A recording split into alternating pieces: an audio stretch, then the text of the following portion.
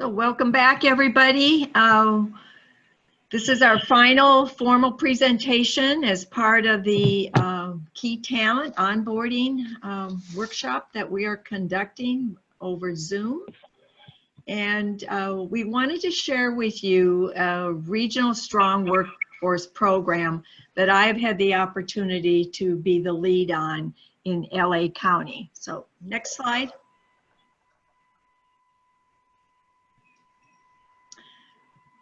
So what do we know as educators? We know that all students possess strengths and weaknesses. We know that all our students have a capacity to learn, albeit in their own way. We know that all students need a job at the end of their educational experience. 70 to 80% of all those jobs require at least some post-secondary education. Educators are committed to student success. Parents want a good life for their children. And our system has an opportunity, as I see it, with our strong workforce dollars to meet that challenge. In the strong workforce program that Sandra alluded to on the first day, one of the recommendations was for a K through 14 career pathways leading to student success, completion, and a job. Next slide. So in LA County, taking off from the SB 1070 funding that we had in place for about 5 years, we actually had 2 separate grants. We had one for the ring colleges, which are those colleges outside of the LA Community College District. There are 11 of us. And I was the project lead on that, called the K-14 TAP. And the second lead, Dr. Laura Cantu, my colleague, served over the LA Community College District, in which there are 9 colleges. We were the regional representatives to our regional consortia called the LA Orange County Regional Consortia. But I think the most significant outcome, and it was written in the RFA, was to develop regional policies and procedures. And so Laura and I worked together. We took representatives, up to 3 from each of the colleges in LA County, and we developed recommended regional policies and procedures for career pathways, for dual enrollment, for articulation. Now, why did we do that? As part of the work that I led in the LA Ring colleges, I actually visited each of the sites and I did a needs assessment. What do you have in place? What pathways currently exist? Where do they begin? Do they begin in the high school? Do they begin in the adult ed arena? Do they begin in an ROP? Where do they begin? And what is the exiting skills and behavior you look for those students? But most important question I asked was, do you have policies and procedures in place? And you can only imagine the variety of answers I got, with everything from I have no idea to people who actually gave me copies of what they had in place. And then I asked the million-dollar question, which was, so we have had millions of dollars allocated to this activity over the course of, 10, 15, even 20 years. What have you done? What can you show for the money that you invested? And unfortunately, I would get answers such as, well, I'm new, Lyla, you can't hold me accountable. And so as I left driving home, I said to myself, so what would make the difference? And the determination I came up with was that lacking board policies and lacking college procedures, when somebody leaves, all the knowledge leaves. And so thus was the outgrowth of the regional policies and procedures. And then the real challenge came with trying to get each of the colleges to implement. And I have to confess, we're not quite there yet. We're almost, but that's the hill I'm dying on, because that's the only way we will have sustainability of this good work. Next slide. And so what I asked was, who is responsible for this activity? And most times people would say, well, I do that, plus I do X, Y, and Z. Or nobody knew who had the responsibility. And so I coined the phrase, if it's not somebody's job, it's nobody's job, and nothing gets done. And the one thing my career has taught me, you cannot simply assign this job, this work, to somebody who's already overburdened, overwhelmed with another responsibility. And so as we have pushed in and honoring the legislation that it be an individual whose full job it is to commit to building these career pathways, it resonates from the experience that I saw in LA County. Next slide. So in working with my ring colleges and the LA community colleges as well, I asked the folks, so SB 1070 money is going to come to an end. Where do we want to go from here? And we determined to apply for regional strong workforce money through our consortium that would continue our effort, but now truly would identify one individual who we were going to call a career pathway specialist. So who is that person? What is their job description? They're the point of contact for all the career pathways, working under the Dean of Career Technical Education. These folks were going to identify, review, revise, and develop career pathways from secondary to post-secondary. They were going to review, revise, and develop articulation agreements. And more importantly, is not only to look at the agreements, but begin to look at counting noses, counting the numbers, how many students actually got credit. We also were going to identify dual enrollment opportunities and develop AB 288 and non-288 MOUs. We were going to reach out and incorporate credit and non-credit programs and integrate work-based learning into our career pathways. So year one, I took each of the career pathway specialists in the fall and their supervisor, which tended to be most cases a dean, way to Arrowhead on a retreat, and educated them as to my vision of the project. And most importantly, what does the Ed Code say? What are some models? Who are key people you can work with? How can you achieve the outcomes that you needed? The second year, we expanded that to include non-credit and the non-credit consortium in the LA County. It was an interesting experience, I will tell you. At the beginning of the day, I had the career pathway specialists and their supervisors sitting on one side of the room and the non-credit person sitting on the other. And I thought, whoa, this is going to be a challenge. But I knew there was a social hour coming up, and I hoped after some wine and appetizers, maybe these folks would, become friends and engaged in a conversation. And I guess I feel very proud that at the end of the training, after spending a lot of time to engage them to work together, much like we're doing here, I had them then show up the third day sitting together at the same table. And for me, that was my home run. That meant I finally had broken down the barriers. In their evaluation and feedback, they said to me, this is the first time, Lyla, we have ever communicated. And this is what happens, I think, in most of our institutions. We're also busy doing a job, and then we're asked to do another job, right? That we just don't have time for people to work together. The third area of work-based learning was the subsequent year. We began to implement that. And we talked about the different strategies. We had colleges share some of their exemplary programs. We talked about some examples. Again, we covered what the Ed Code allowed us to do and didn't allow us to do. And then this last year, folks have been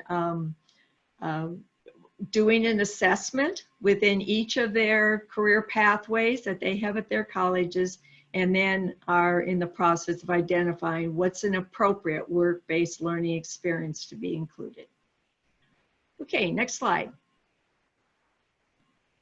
So what have we accomplished? We're beginning our 4th year. So what we have now is a career pathways, articulation, dual enrollment policies and procedures in place. We dropped the 12-unit residency requirement. We streamlined and outlined. I said in the procedures, you need to include everything in there so that if you choose to be promoted and you have another job the next day, then somebody can pick up your notebook and they can simply move ahead without missing a beat. So we're still working on developing some of these procedures. Some schools have them, of course, more defined than others, but at least we have begun that momentum. We also have developed a number of model career pathways. We have worked on articulation agreements and collecting our data for, let me give you an example. I had a college who had 30 articulation agreements and only 7 students got credit. And so I used that as a teachable moment to say, wait a minute, what happened here? Are you asking that question? And there's a number of things that happen. One, the student might not have gotten enrolled. So one of the strategies we've used is CATMA. And some of your regions, I know especially in the Riverside area, have used it with a great deal of success. We are struggling because it is, again, another software program, but what it does facilitate is those students first have to get enrolled in the college, and then we sign them up in a CATMA software template in which the instructor then from the high school posts the grades, and then we can migrate it over to our MIS system and generate transcripts for those students. So articulated credit is laborious. And so I've noticed some comments in our chat box as we go. It's not easy. That's why this needs a full-time person to do the work. And it is a challenge, but it also is very doable. We have dual enrollment opportunities. So as a career pathway specialist has worked with the high schools in developing a career pathway, in some cases there has been dual enrollment identified as the career tech ed that will be offered at the high school. In the beginning, I will tell you that it was just a mismatch of dual enrollment. It was not a planned. There is a national association for dual and concurrent enrollment. And 2 years ago, I actually went to their national convention. One of the things I try to do is every year go to a convention and the workshops that I'm out of my comfort zone, not the same people I like to see all the time, but really to see what's happening, especially nationally. They have a great website, great information. And what I witnessed was the opportunities from other K through 12 and community college of a very planned, purposeful dual enrollment. It wasn't just, oh, you need an extra class or we need to fill an extra class, but rather it was planned. It was part of that career pathway. So I brought that information back to LA, and that has been what our focus has been, to try to improve the dual enrollment classes that we're offering. I also brought in our teacher pipeline program.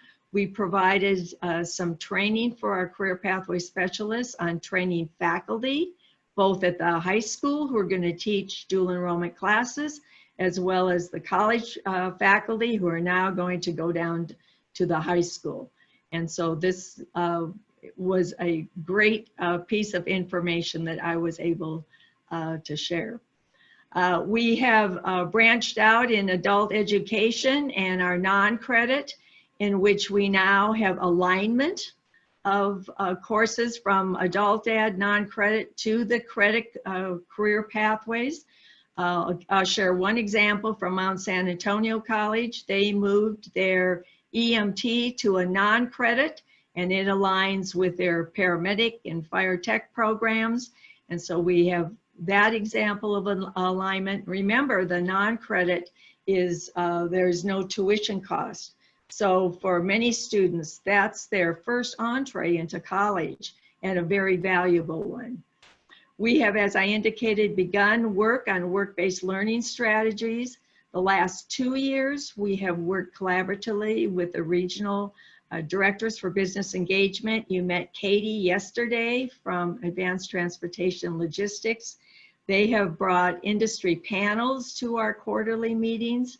They have helped us to connect with internships, work experience for our students in the area. So again, I think we've accomplished a lot of things. Are we finished? No. So next slide. I think the most important thing is that we have increased the number of students we have served in the student success. And I have a slide here. I'll actually show you the numbers. The other thing we've done is we've developed a website. And this website, one of the most significant pieces on it, I believe, is an inventory of the career education programs called the CTE Matrix. And this was really developed to help folks to identify at the K through 12 system who offered what programs.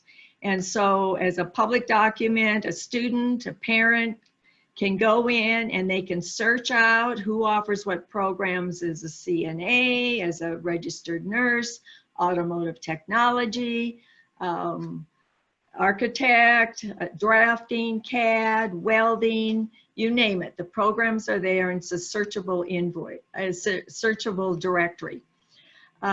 We also have on that website an articulation handbook based on Title V regulations.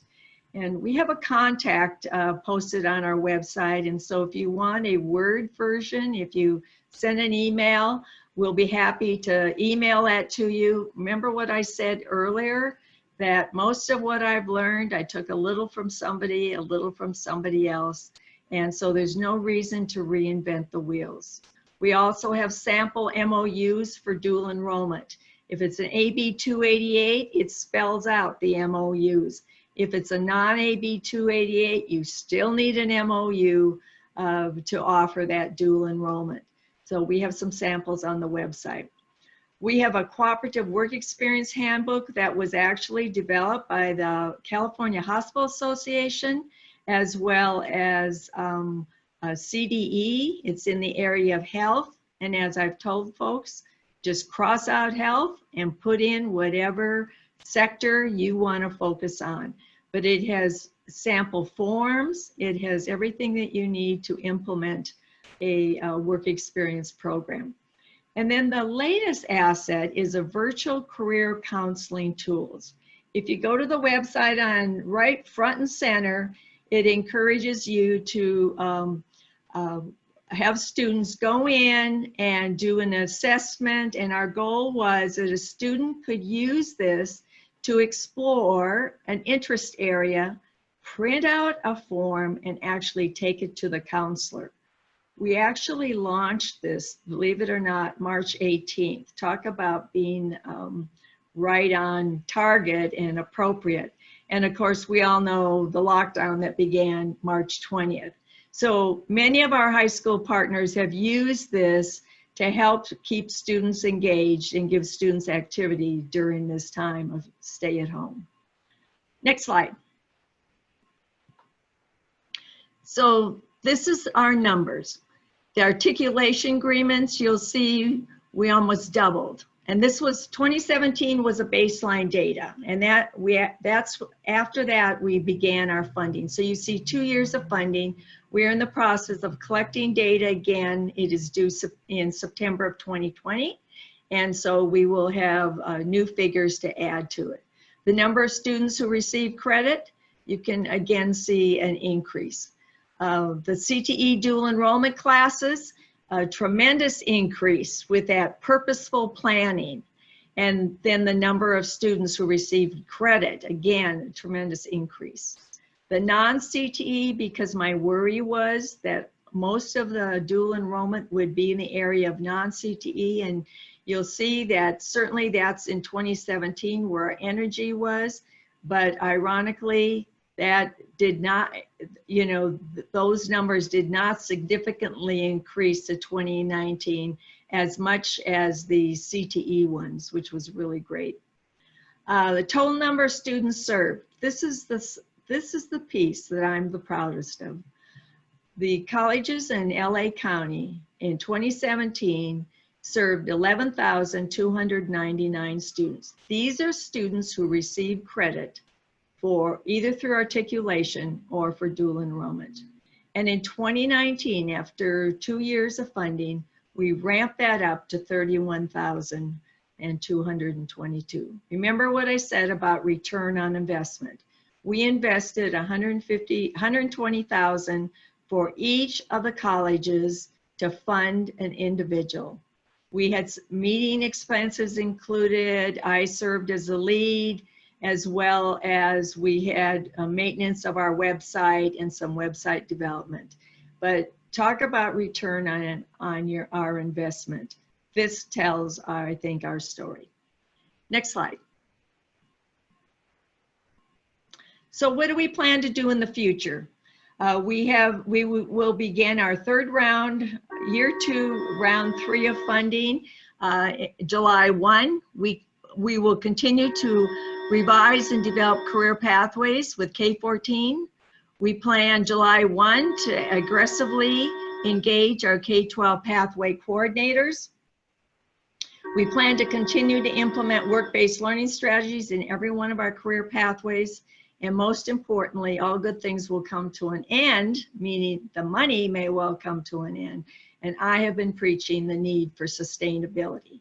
Maybe we take Perkins, maybe we take other student success strategy money, but clearly this, in my mind, has been an investment where we can tout return on our dollars.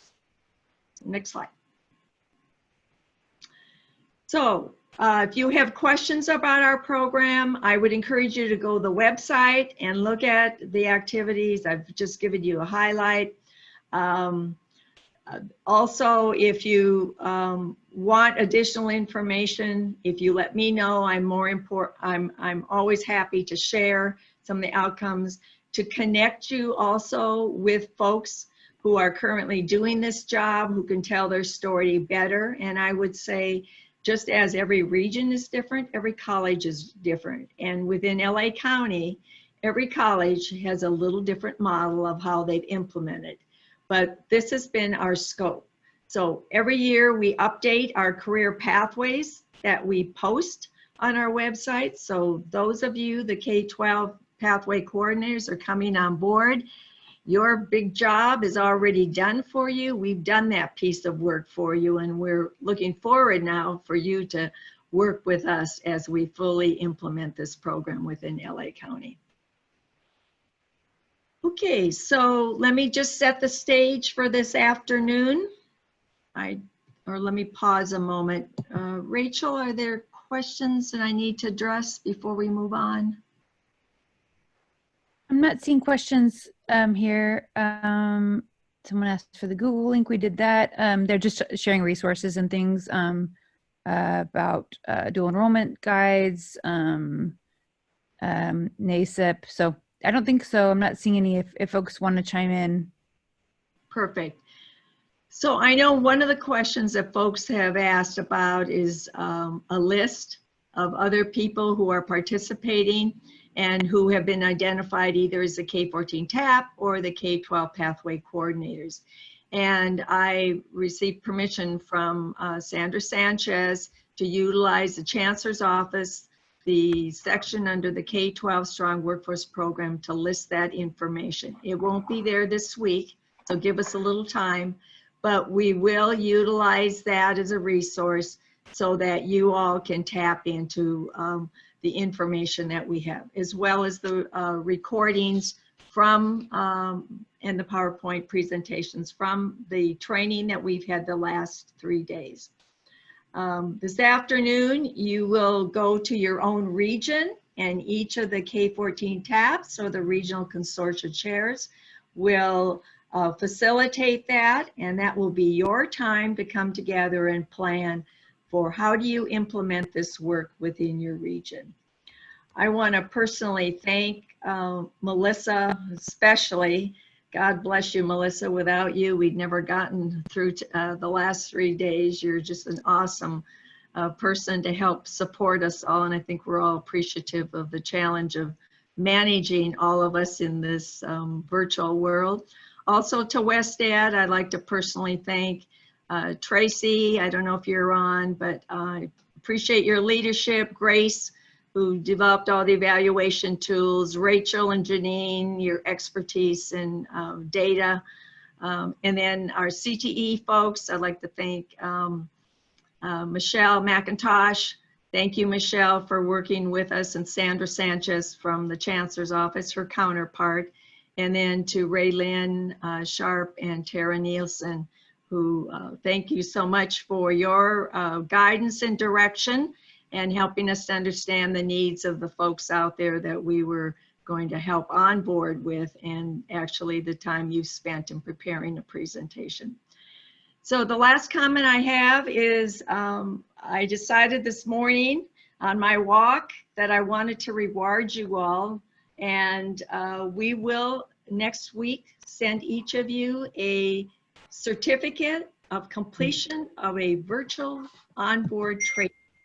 So watch your email, for it'll come from Melissa, and you can print it out and post it. And I dare to say it'll probably be the only such certificate, hopefully, that you ever get in your career. But who knows? This may have been such an amazing opportunity that we may recognize it as a way to disseminate information. So with that, I think it's time for lunch, and I don't see anything else. Rachel? Yeah, I just wanted to say thank you to you, Lyla. You've been an amazing facilitator and container for all this. Is a lot to hold for 3 days. I also just wanted to mention that there are tabs for folks to use if they choose to for each of the regions in the Google Doc that I've been sharing every few hours. I know you all have, many of you have regional specific resources already, but feel free to use that. And if there are folks that are facilitating the regional breakouts that want to chat with me or anyone that needs some support, I'm here. I'm fielding some of your questions. So I just, if there's anything we can do to help support you and to having a really good afternoon with one another, please let us know how we can do that. Okay. See you back at 1.